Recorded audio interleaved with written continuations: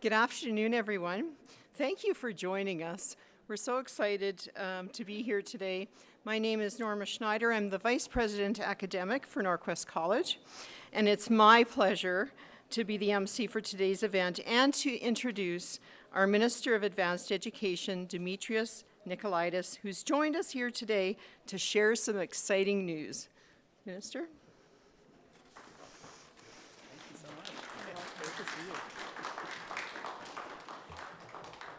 Well, thank you, Norma, and good afternoon, everyone. It's a real privilege and honor to be here on Norquest's incredible campus, and specifically here in the Singmar Center for Learning. And I'm sure Carolyn Campbell, the President and CEO, will back me up when I say that it's just great to see so many students back on campus and things kind of really returning to normal here, which is really fantastic.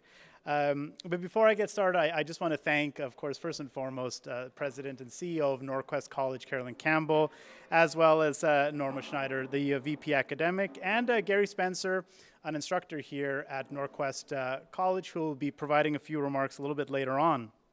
So, as you may have noticed, Alberta is continuing to see some incredible success and economic growth in all sectors of our economy, and furthermore, not just in our province, but nationally as well. You know, many analysts are predicting that Alberta will continue to lead Canada in GDP growth. In fact, our economy is returning to levels that we haven't seen since 2014.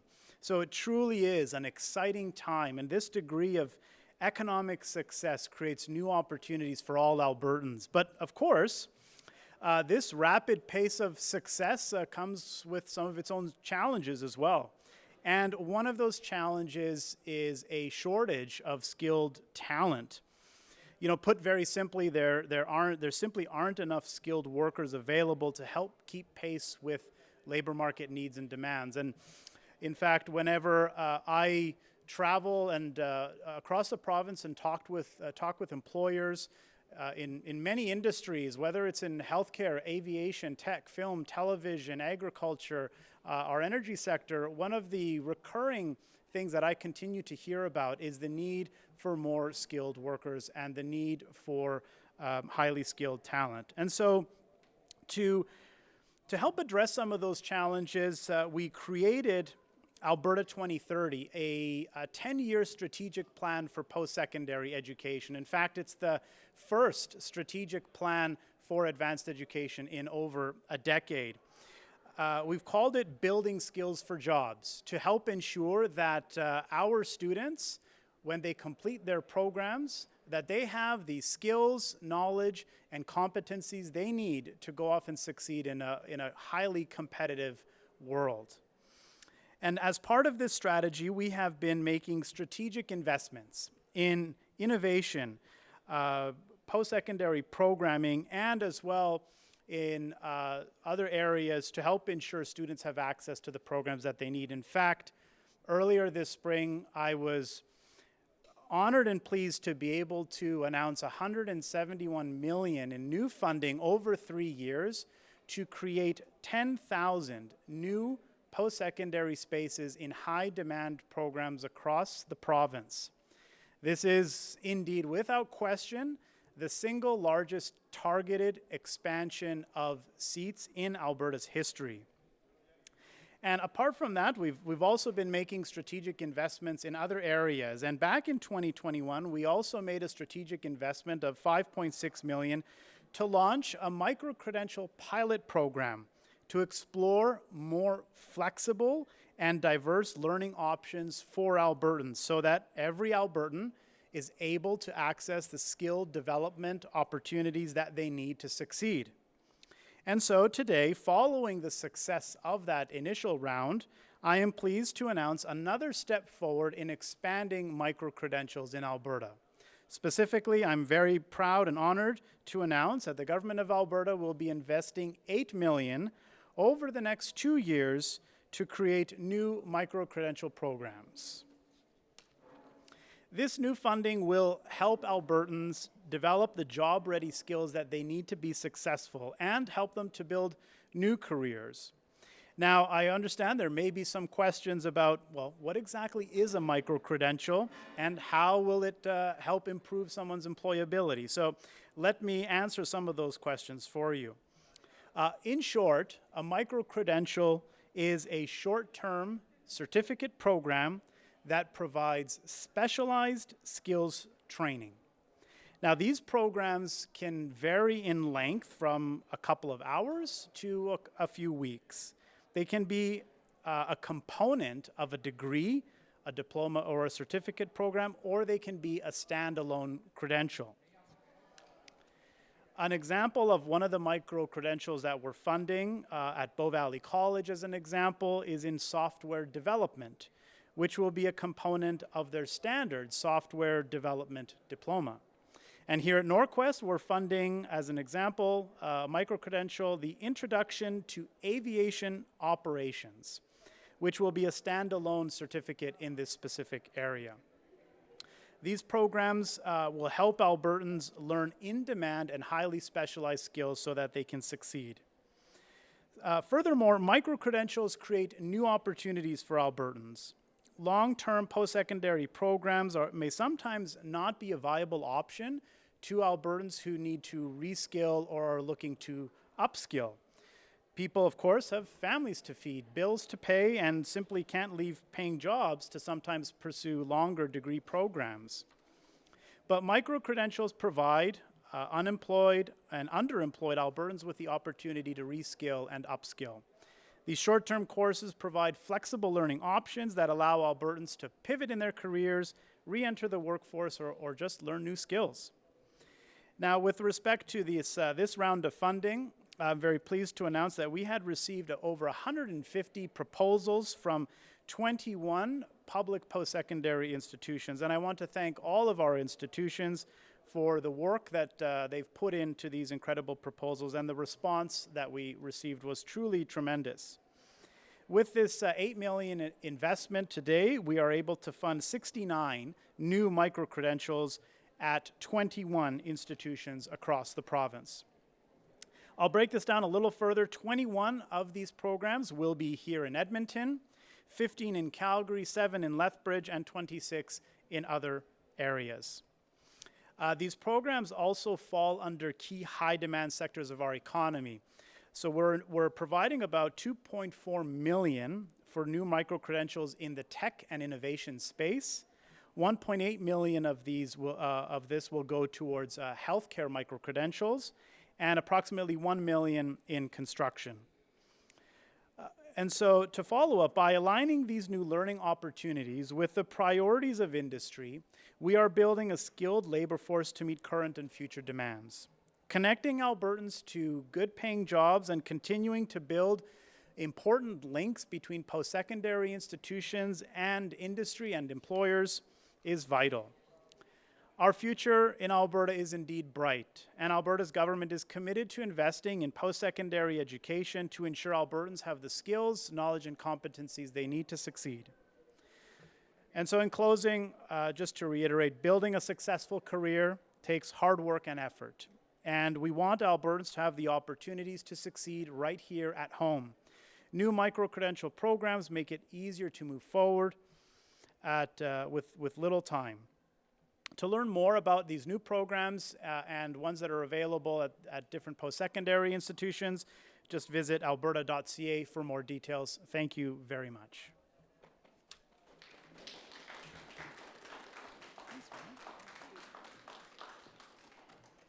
Well, thank you, Minister. We are so excited to be expanding micro-credential programming here at Norquest and offer students and prospective students those flexible options that are really going to help them get better jobs.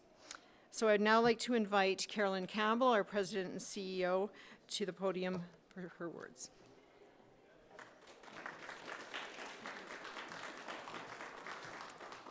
Thank you, Norma, and thank you, Minister.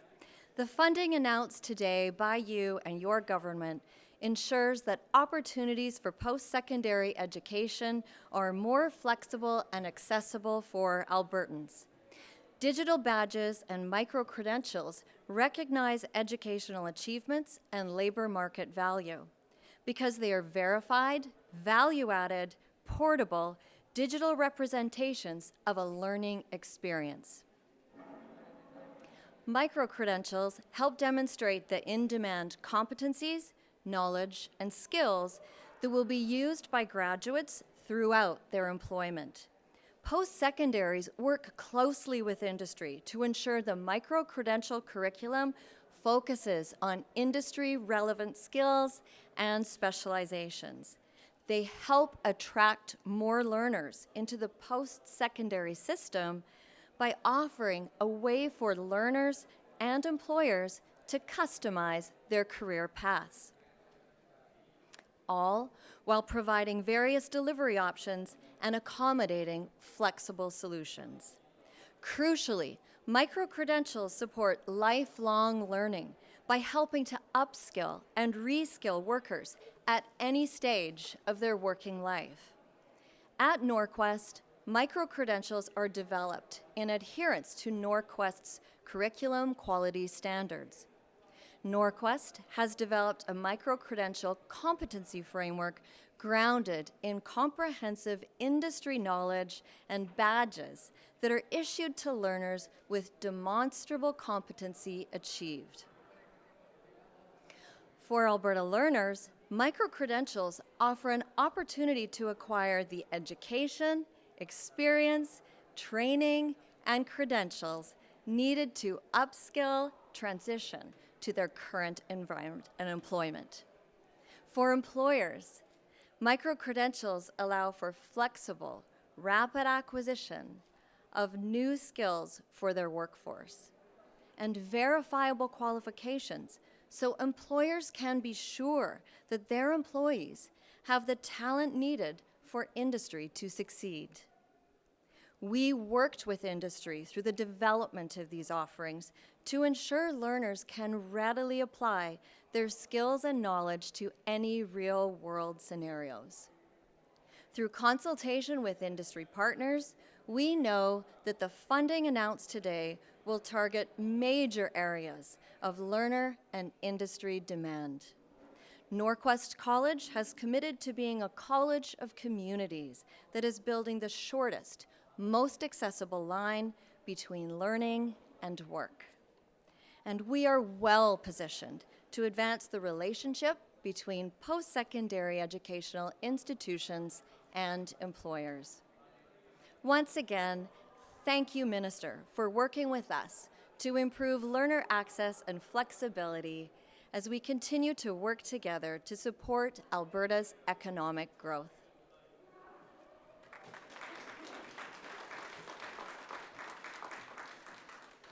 Thank you so much, Carolyn, and I share your excitement and extend, of course, my thanks to the Government of Alberta and to Minister Nicolaides for this important funding to really expand those micro-credential programs across the province. I'd now like to invite Gary Spencer, who's an instructor here at Norquest, to share a bit about what this funding will mean for the aviation program and to also talk about the importance of supporting the expansion of the aviation industry here in Alberta. Welcome, Gary.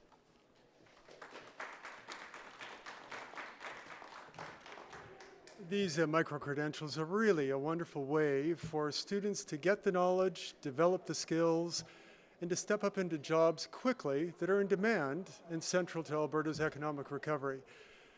As an instructor, it's really rewarding to develop and deliver education that has a high practical value, and to see students applying for jobs with confidence that they have the right skills and they can follow their passion in industries that are growing, like aviation, and have many opportunities, especially now. So it's thanks to today's funding announcement for micro-credentials that helps students develop the foundational skills that are most required in the industry according to our aviation partners.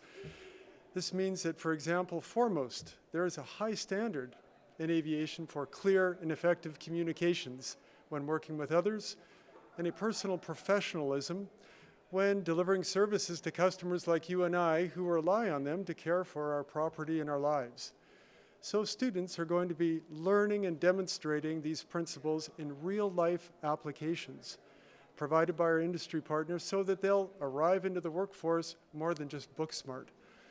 So we look forward to welcoming the students and playing a part in their transformation to becoming capable graduates and providing value to many organizations in many sectors and helping to achieve the aims of the government's Alberta 2030 Building Skills for Jobs program.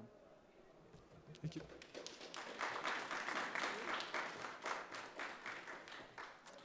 Thank you, Gary. I can't wait to see that micro-credential in action. So this concludes the formal part of today's announcement. I'd now like to invite the Minister's Press Secretary, Sam, to the podium to coordinate the media Q&A. Thank you. We'll now begin the media Q&A portion of the announcement. I know there's some media in the room today. There's a mic here if you want to make your way back to ask a question, and we'll start off here in the room. Question for Gary, if you don't mind stepping up to the podium again. If you could just sort of paint a little bit more of a picture of the aviation micro-credential program and what specifically the students might be learning. Does it have anything to do with construction or perhaps, like you were mentioning, communications? If you can just maybe elaborate a little bit more on that program.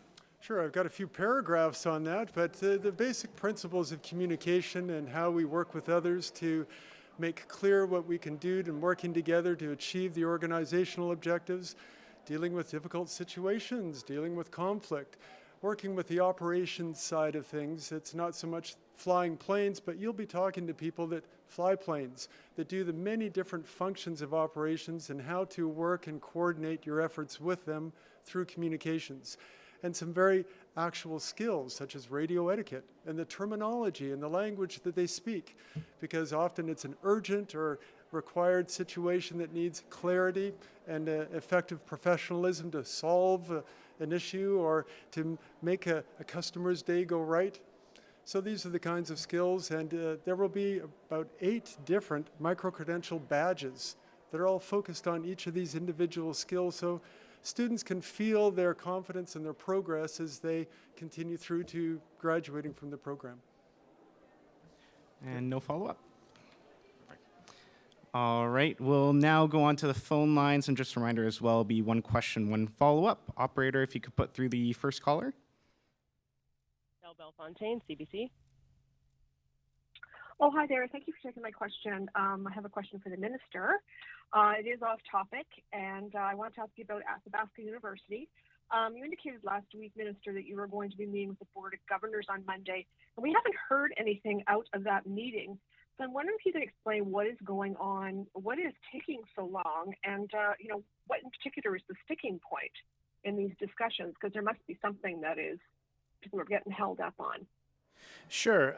Thanks for the question, Michelle. Just a quick point of clarification. Maybe I misspoke last time we chatted. The meeting I had on Monday was with the board chair and the president. I think the Board of Governors is meeting later this week, sometime before the end of the month.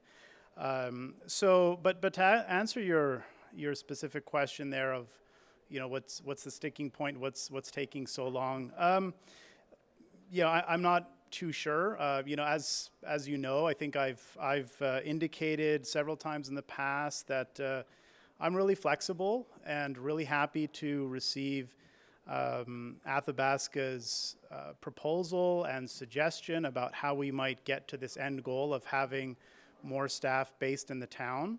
So I'm really deferring to them for their expertise, which I think is the appropriate way. Of course, they know their staffing dynamic, they know their employment dynamic better than anyone. So happy to receive their guidance and recommendation. As you know, we have a draft investment management agreement before the board, and this is customary practice. Every post-secondary institution has signed or is in the process of signing an investment management agreement with government. And so we've included in there some targets around local employment. And as I've reiterated to the institution on numerous occasions, if there's concern that some of those targets are a little bit too ambitious, that I'm very happy to look at alternative scenarios.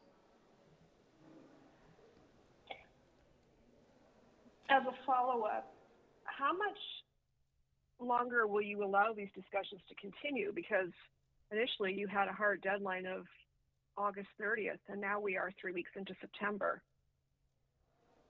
Sure.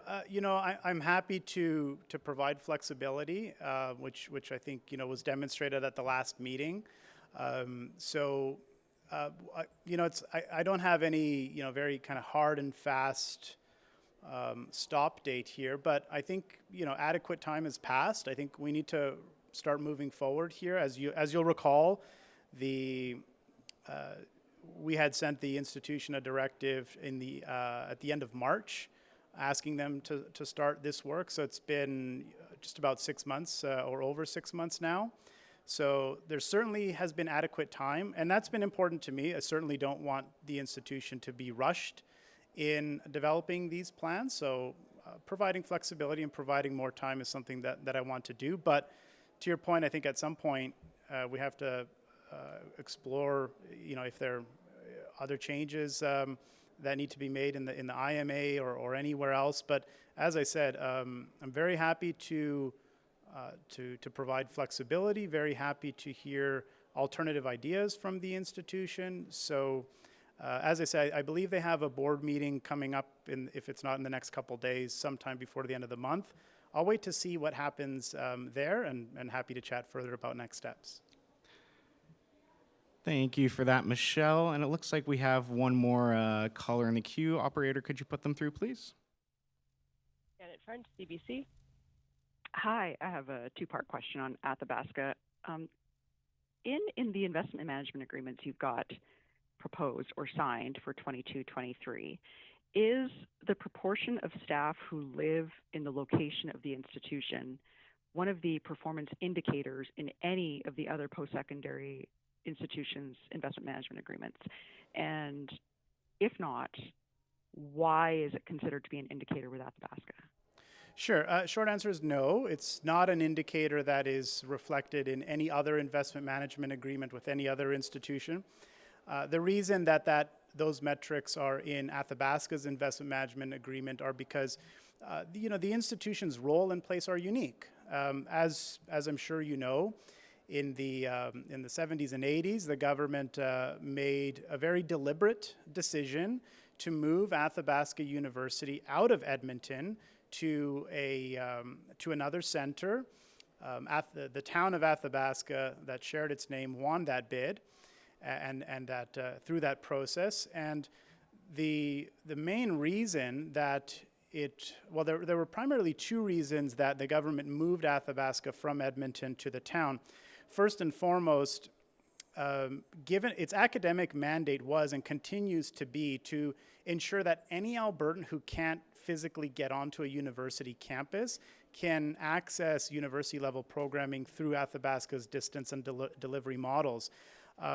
And so with that mandate, a significant proportion of their learners were in northern Alberta. And so moving the institution to Athabasca would help it reach those learners that it needed to reach. And secondly, the main reason that it was also moved to the town was to help bring more jobs and a degree of economic activity to the town and to the region. So that's an important reason and foundation as to why the institution is based where it is.